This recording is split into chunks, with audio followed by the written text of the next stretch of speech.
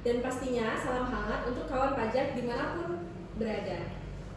Apa kabar hari ini? Semoga tetap sehat, semangat, dan makin melek pajak ya. Nah, kalau ada yang nonton sambil ngemil, jangan lupa dibagi juga ilmunya setelah acara ini selesai. Oke?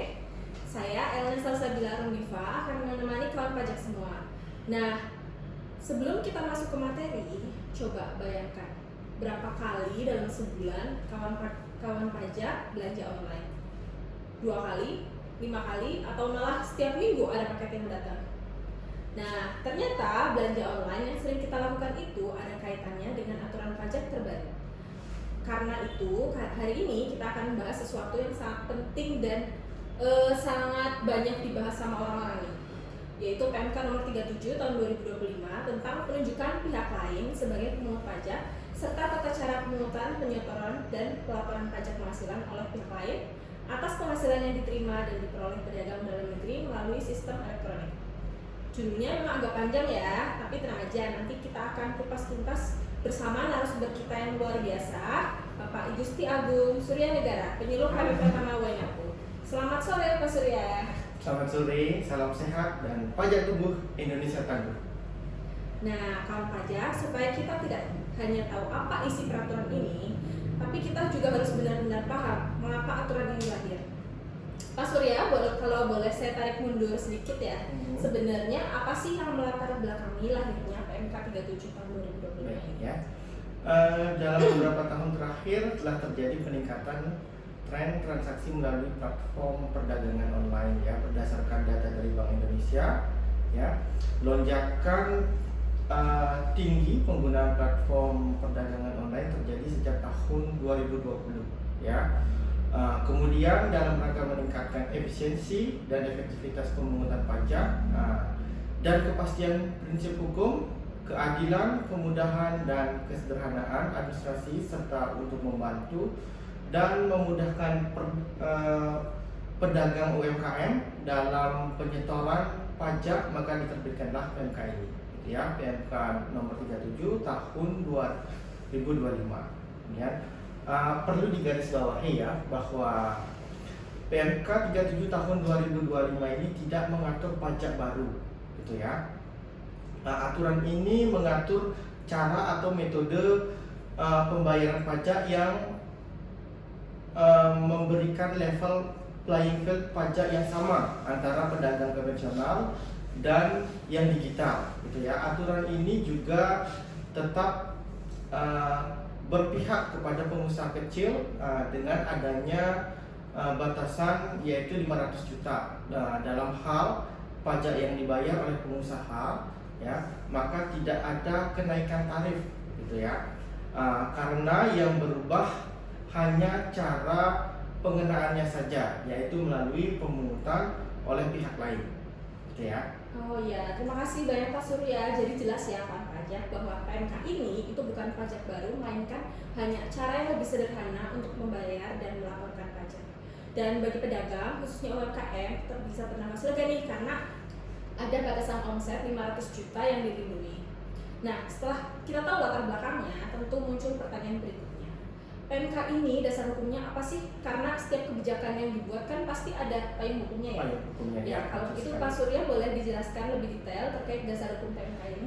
Ya, dasar hukum dari penunjukan pihak lain sebagai pemungut pajak diatur dalam pasal 32A Undang-Undang KUP ya, Ketentuan Umum Perpajakan. Kemudian pasal ini memungkinkan penunjukan pemungut baik pemungutan PPH maupun pemungut PPN ya. Ketentuan pemungut PPH itu di pasal 22 Undang-Undang PPH lebih khususnya ada di sana. Kemudian terhadap pemungutan PPH tidak spesifik disebutkan di sana tentang PMSA gitu ya. Jadi dengan peraturan ini menjadi lebih spesifik seperti itu ya. Baik, jadi memang jelas ya, dasar hukum penunjukan pihak lain sebagai pemungut pajak ini sudah diatur dalam undang-undang. Artinya keberadaan PMK ini punya landasan hukum yang kuat. Nah, sekarang kita masuk ke hal yang tidak kalah penting nih. Pasti banyak juga yang bertanya-tanya, sebenarnya siapa saja sih yang disebut sebagai pihak lain dalam aturan ini? Apakah semua marketplace otomatis jadi pemungut atau hanya platform tertentu yang memenuhi kriteria? Ya. pihak lain yang ditunjuk merupakan penyelenggara perdagangan melalui sistem elektronik ya yang bertempat tinggal atau bertempat kedudukan di dalam wilayah negara Republik Indonesia. Dan juga yang di luar wilayah negara Republik Indonesia. Nah, tentunya yang memenuhi kriteria tertentu, ya. Adapun yang dimaksud dengan kriteria tertentu di sini, ya, adalah penyelenggara perdagangan melalui sistem elektronik yang menggunakan rekening escrow atau escrow akun, ya, untuk menampung penghasilannya, ya, dan memenuhi batasan nilai transaksi dengan pemanfaat jasa di Indonesia melebihi 600 juta rupiah dalam 12 bulan atau 50 juta rupiah dalam 1 bulan, dan atau juga ya jumlah traffic atau pengakses di Indonesia itu melebihi 12.000 dalam 12 bulan atau 1.000 dalam 1 bulan, ya. Oke. Berarti ada kriteria tertentu ya untuk penyelenggara platform yang bisa menjadi pemungut pajak. Sekarang kalau dari sisi pedagang online sendiri, kira-kira siapa saja yang terkena pemungutan PPh pasal 22 menurut PMK ini? Apakah semua pedagang online, mulai dari jualan baju sampai makanan lewat aplikasi masuk kategori ini, atau ada kriteria tertentu, Pak? Ya, pedagang online yang dikenakan tarif ini adalah orang pribadi atau badan, ya, yang menerima penghasilan menggunakan rekening bank atau rekening keuangan yang sejenisnya, ya. Kemudian bertransaksi dengan menggunakan alamat internet protokol di Indonesia, ya, atau menggunakan nomor telepon dengan kode telepon negara Indonesia, termasuk juga perusahaan jasa pengiriman atau ekspedisi, ya, perusahaan asuransi dan pihak lainnya yang melakukan transaksi dengan pembeli barang, ya, dan atau jasa melalui perdagangan melalui sistem elektronik, gitu ya. Jadi semua orang pribadi yang memenuhi kriteria tertentu juga, ya. Jadi jelas ya, kalau pajak hanya orang pribadi dan badan yang ada di kategori itu yang terkena pemungutan PPh menurut PMK ini. Nah, kalau bicara soal administrasi, tentu ada dokumen yang perlu disiapkan agar prosesnya berjalan lancar ya. Mas Surya, untuk pedagang online sendiri, kira-kira dokumen apa saja yang harus disampaikan kepada pihak lain yang ditunjuk sebagai pemungut PPh ini? Ya, jadi setiap pedagang elektronik itu yang melalui sistem elektronik, ya, harus menyampaikan NPWP atau NIK, ya, kepada penyelenggara. Kemudian bagi orang pribadi juga menyampaikan surat pernyataan peredaran bruto, ya, tahun berjalan, apakah omsetnya sampai dengan 500 juta atau lebih dari 500 juta. Nah, kemudian bagi wajib pajak, ya, yang memiliki surat keterangan bebas, ya, juga harus menyampaikan surat keterangan bebasnya kepada penyelenggara perdagangan. Oh gitu ya. Jadi untuk pedagang online ini tetap punya kewajiban administratif, tapi cukup sederhana ya, cukup identitas saja, terus surat pernyataan omset, dan jika ada SKB PPh. Nah, setelah kita bahas siapa saja yang ditunjuk dan dokumen apa yang harus disiapkan oleh pedagang, sekarang mari kita masuk ke pertanyaan penting berikutnya, yaitu apa saja kewajiban dari penyelenggara perdagangan melalui sistem elektronik yang sudah ditunjuk sebagai pemungut PPh. Karena jujur banyak yang mengira tugas mereka itu hanya sebagai pemungut saja, padahal tentu ada kewajiban lain ya yang harus mereka jalankan. Ya. Kewajiban penyelenggara perdagangan elektronik yang ditunjuk yaitu wajib memungut PPh pasal 22, menyetor, ya, kemudian menyampaikan laporan SPT unifikasi terkait dengan pemungutan yang dilakukan oleh penyelenggara perdagangan tersebut. Oke, terima kasih. Jadi bukan cuma memungut ya, tapi ada kewajiban menyetor dan melaporkan melalui SPT unifikasi. Nah, setelah kita mengetahui terkait hal-hal tersebut di atas, nah sekarang kita masuk ke bagian yang paling ditunggu-tunggu audiens ini. Pasti kawan pajak ini pada penasaran terkait tarifnya. Yeah. Nah, boleh dijelaskan sebenarnya berapa sih besaran tarif PPh pasal 22 ini?